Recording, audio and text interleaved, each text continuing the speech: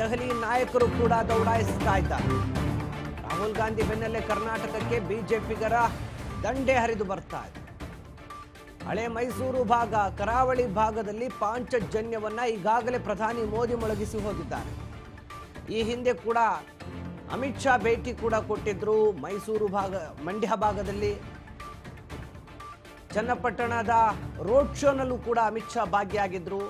ಇನ್ನು ಪ್ರಧಾನಿ ಮೋದಿ ಮೊನ್ನೆ ತಾನೆ ಮೈಸೂರಿನಲ್ಲಿ ಯದುವೀರ್ ಒಡೆಯರ ಪರ ಪ್ರಚಾರವನ್ನ ಮಾಡಿ ಸಮಾವೇಶದಲ್ಲಿ ಭಾಗಿಯಾಗಿ ಹಳೆ ಮೈಸೂರು ಭಾಗದಲ್ಲಿ ರಣಕಹಳೆಯನ್ನು ಮೊಳಗಿಸಿದ್ರು. ನಂತರ ಮಂಗಳೂರಿನಲ್ಲಿ ಬೃಹತ್ ರೋಡ್ ಶೋವನ್ನು ಕೂಡ ಮಾಡಿದ್ರು.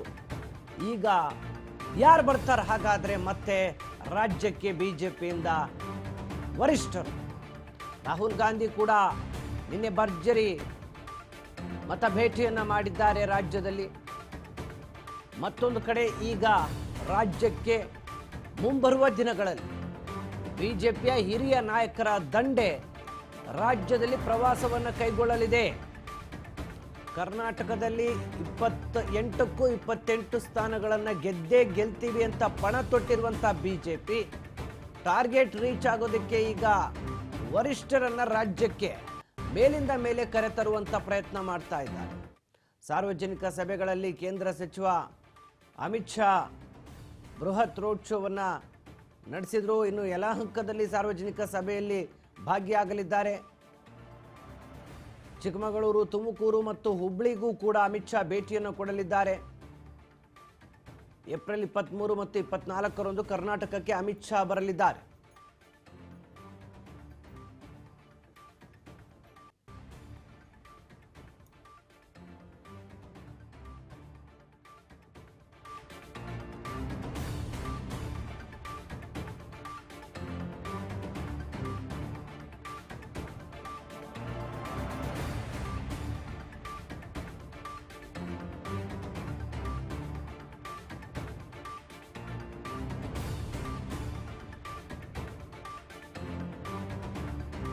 ಅಧಿಕಾರ ಪಡೆಯೋದಕ್ಕೆ ಹಂಬಲಿಸುತ್ತಿರುವಂತಹ ಬಿಜೆಪಿಗೆ, ಇಡೀ ದೇಶದಲ್ಲೇ 3ನೇ ಬಾರಿ ಅಧಿಕಾರ ಪಡೆಯೋದಕ್ಕೆ ಹಂಬಲಿಸುತ್ತಿರುವಂತಹ ಬಿಜೆಪಿಗೆ ಈಗ ರಾಜ್ಯದ ಮೇಲೆ ಹೆಚ್ಚಿನ ಕ್ಷೇತ್ರಗಳನ್ನು ಗೆಲ್ಲುವಂತ ಪ್ಲಾನ್ ರೂಪಿಸಲಾಗಿದೆ. ಹೀಗಾಗಿ ಏಪ್ರಿಲ್ 23 ಮತ್ತು 24ರಂದು ಕರ್ನಾಟಕಕ್ಕೆ ಅಮಿತ್ ಶಾ ಭೇಟಿಯನ್ನು ಕೊಡ್ತಾ ಇದ್ದಾರೆ. ಸಾರ್ವಜನಿಕ ಸಭೆಗಳಲ್ಲಿ ಕೇಂದ್ರ ಸಚಿವ ಅಮಿತ್ ಶಾ ಅಬ್ಬರಿಸಲಿದ್ದಾರೆ. ಕರ್ನಾಟಕದಲ್ಲಿ ಯಲಹಂಕದಲ್ಲಿ ಸಾರ್ವಜನಿಕ ಸಭೆಯಲ್ಲೂ ಅಮಿತ್ ಶಾ ಭಾಗಿಯಾಗಲಿದ್ದಾರೆ. ಬಳಿಕ ಮರುದಿನ ಚಿಕ್ಕಮಗಳೂರು, ತುಮಕೂರು ಮತ್ತು ಹುಬ್ಬಳ್ಳಿ ಈ ಭಾಗಗಳಲ್ಲಿ ಪ್ರವಾಸವನ್ನು ಮಾಡಲಿದ್ದಾರೆ. ಒಟ್ಟು 2 ದಿನಗಳ ರಾಜ್ಯ ಪ್ರವಾಸಕ್ಕೆ ಈಗ ಅಮಿತ್ ಶಾ ಮುಂದಾಗ್ತಾ ಇದ್ದಾರೆ. 23 ಮತ್ತು 24 ಈ 2 ದಿನ ಅಮಿತ್ ಶಾ ಅವರು ರಾಜ್ಯದಲ್ಲಿ ಭರ್ಜರಿ ಮತ ಭೇಟಿಯನ್ನು ಕೂಡ ಮಾಡ್ತಾರೆ. ಮೊದಲಿಗೆ ಅವರು ಬರೋದು 23ನೇ ತಾರೀಕು ಯಲಹಂಕಕ್ಕೆ. ಯಲಹಂಕದ ಸಾರ್ವಜನಿಕ ಸಭೆಯಲ್ಲಿ ಭಾಗಿಯಾಗ್ತಾರೆ 23ನೇ ತಾರೀಕು. ಅದಾದಮೇಲೆ 24ನೇ ತಾರೀಕು ಮಾರನೇ ದಿನ ಅವರು ಮತ್ತೆ ಹುಬ್ಬಳ್ಳಿಗೆ ಭೇಟಿ ಕೊಡ್ತಾರೆ, ಚಿಕ್ಕಮಗಳೂರಿಗೆ ಭೇಟಿ ಕೊಡ್ತಾರೆ. ಹೀಗೆ ರಾಜ್ಯದ ನಾನಾ ಭಾಗಗಳಲ್ಲಿ ಅಮಿತ್ ಶಾ ಅವರ ಕಾರ್ಯಕ್ರಮಗಳನ್ನು ಆಯೋಜನೆ ಮಾಡಲಾಗಿದೆ. ಈ ಮೂಲಕ ಮೋದಿ ನಂತರ ರಾಜ್ಯದಲ್ಲಿ ಅಮಿತ್ ಶಾ ಅವರ ಅಬ್ಬರ ಶುರುವಾಗುತ್ತೆ. ತುಮಕೂರು, ಚಿಕ್ಕಮಗಳೂರು ಈ ಭಾಗಗಳಲ್ಲಿ ಅಮಿತ್ ಶಾ ಅವರು ಮತ ಭೇಟಿಗೆ ಮುಂದಾಗ್ತಾ ಇದ್ದಾರೆ. ಅಮಿತ್ ಶಾ ಅವರು ಬರುವಂಥ 23, 24 ಆ 2 ದಿನಗಳ ಕಾಲ ರಾಜ್ಯದಲ್ಲಿ ವಿವಿಧ ಭಾಗಗಳ ಮೂಲಕ ಮತ ಭೇಟಿಗೆ ಭರ್ಜರಿ ರೂಪುರೇಷೆಗಳನ್ನು ಕೈಗೊಳ್ಳಲಾಗಿದೆ. ಒಂದು ಹಳೆ ಮೈಸೂರು ಭಾಗವನ್ನು ಪ್ರಮುಖವಾಗಿ ಟಾರ್ಗೆಟ್ ಮಾಡಿದ್ದಂಥ ಬಿಜೆಪಿ ಆ ಭಾಗದಲ್ಲಿ ಈಗಾಗಲೇ ಪ್ರಧಾನಿ ಮೋದಿ ಮತ್ತು ಕೇಂದ್ರ ಸಚಿವ ಅಮಿತ್ ಶಾ ಇಬ್ಬರೂ ಕೂಡ ಭರ್ಜರಿ ಮತ ಭೇಟಿಯನ್ನು ನಡೆಸಿದರು.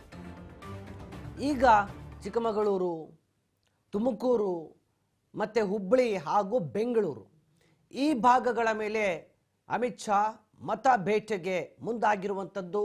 ಸೊ ಈ ಮೂಲಕ ಕಾಂಗ್ರೆಸ್ ವಿರುದ್ಧ ರಣ ಭೇಟಿಗೆ ಮುಂದಾಗ್ತಾ ಇದೆ ಬಿಜೆಪಿ.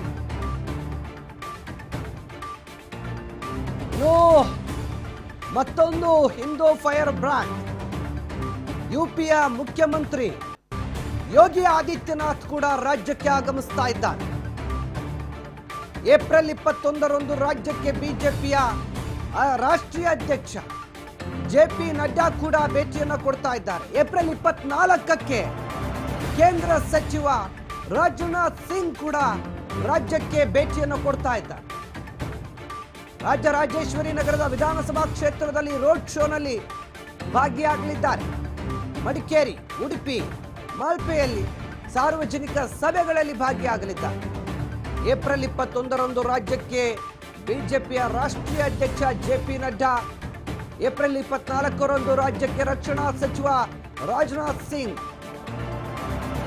ಏಪ್ರಿಲ್ 24ರಂದು ರಾಜ್ಯಕ್ಕೆ ಯುಪಿ ಮುಖ್ಯಮಂತ್ರಿ ಯೋಗಿ ಆದಿತ್ಯನಾಥ್. ಹೀಗೆ ಬ್ಯಾಕ್ ಟು ಬ್ಯಾಕ್ ಬಿಜೆಪಿಯ ಪ್ರಬಲ ನಾಯಕರು ಈಗ ರಾಜ್ಯದಲ್ಲಿ ಭಾರೀ ಮತ ಬೇಟೆಯ ರಣತಂತ್ರಕ್ಕೆ ಮುಂದಾಗಿದ್ದಾರೆ. ಇದು ಈ ಏಪ್ರಿಲ್ ತಿಂಗಳಲ್ಲಿ ರಾಜ್ಯದಲ್ಲಿ ಸಾಲು ಸಭೆಗಳನ್ನು ಆಯೋಜನೆ ಮಾಡಿರುವಂಥದ್ದು. 26ಕ್ಕೆ ಎಲೆಕ್ಷನ್, ಅದರ ಒಳಗಡೆ ರಾಜ್ಯದಲ್ಲಿ ಭರ್ಜರಿ ಮತ ಬೇಟೆ. 21, 22, 23, 24 ಕಂಟಿನ್ಯೂ ಈ ದಿನಗಳಲ್ಲಿ ರಾಜ್ಯದಲ್ಲಿ ಭಾರಿ ದೊಡ್ಡ ಮಟ್ಟದ ಮತ ಬೇಟೆಯನ್ನ ಬಿಜೆಪಿಯ ವರಿಷ್ಠರು ನಡೆಸ್ತಾ ಇದ್ದಾರೆ. ಕರ್ನಾಟಕದಲ್ಲಿ ಈ ಬಾರಿ 25ಕ್ಕೆ 25 ಸೀಟ್ 28ಕ್ಕೆ 28 ಸೀಟ್ ಗೆಲ್ಲೇಬೇಕು ಅಂತ ಪಣ ತೊಟ್ಟಿರುವಂತ ಬಿಜೆಪಿ ನಾಯಕರು ಈಗ ರಾಜ್ಯದಲ್ಲಿ ಠಿಕಾಣಿ ಹೂಡ್ತಾ ಇದ್ದಾರೆ. 23, 24 ಕೇಂದ್ರ ಗೃಹ ಸಚಿವ ಇರ್ತಾರೆ. ಅದರ ಜೊತೆಗೆ 21 ರಾಜ್ಯಕ್ಕೆ ಬಿಜೆಪಿಯ ರಾಷ್ಟ್ರೀಯ ಅಧ್ಯಕ್ಷ ಜೆ.ಪಿ. ನಡ್ಡಾ, 22, 23 ರಾಜ್ಯದಲ್ಲಿ ಇತ್ತ ಅಮಿತ್ ಶಾ.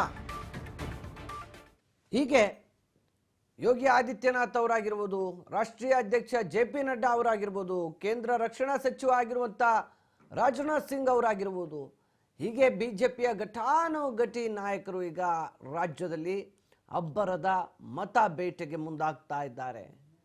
ಒಂದು ಕಡೆ 3ನೇ ಬಾರಿಗೆ ಗೆಲುವನ್ನು ಸಾಧಿಸುವ ತವಕದಲ್ಲಿರುವಂಥ ಬಿಜೆಪಿ ಈಗ ಮತ್ತೆ ರಾಜ್ಯದಲ್ಲಿ ರಣ ಬೇಟೆಯನ್ನು ಮುಂದುವರಿಸ್ತಾ ಇದೆ.